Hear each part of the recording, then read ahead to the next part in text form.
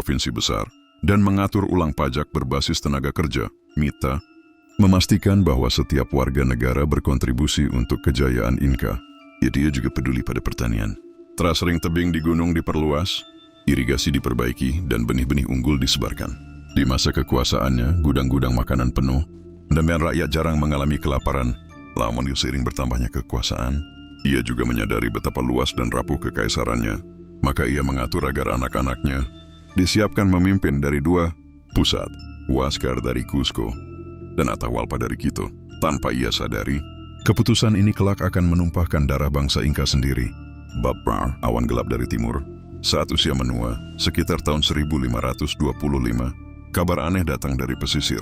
Kapal besar mengapung di laut, seperti rumah berjalan, dan manusia putih datang dari arah matahari terbit. Awalnya, Huayna Capac menganggapnya sebagai kabar aneh belaka. Tetapi segera setelah itu, penyakit mulai menyebar.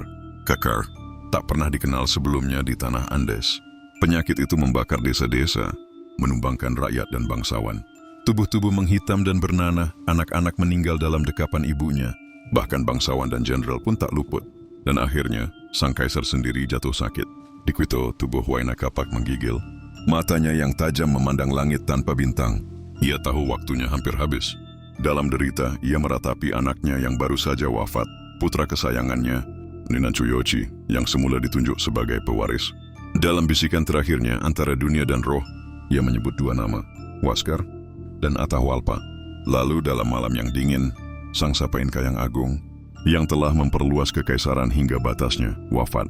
Tahun itu adalah 1527, Bab V, warisan dan perang saudara. Wafatnya Huayna Capac membawa kekacauan.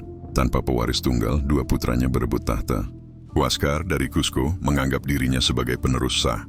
Atahualpa, yang dibesarkan di Quito dan didukung para jenderal utara, menolak tunduk. Maka pecahlah perang saudara, pertumpahan darah yang melanda kekaisaran yang dulu damai. Ketika Spanyol tiba di bawah pimpinan Francisco Pizarro, mereka menemukan kekaisaran yang lelah, terpecah dan penuh dendam.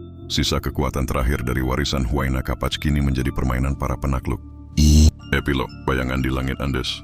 Hari ini, reruntuhan istana dan jalan batu masih membentang di pegunungan Andes. Mereka adalah jejak dari seorang raja yang tidak hanya bermimpi tentang kekuasaan, tetapi mewujudkannya. Huayna Capac, sang pemuda perkasa, dikenang sebagai raja yang membawa kekaisaran Inka ke puncak tertinggi dalam sejarahnya. Dia tidak tahu bahwa cakrawala yang begitu luas akan segera tertelan oleh badai dari timur.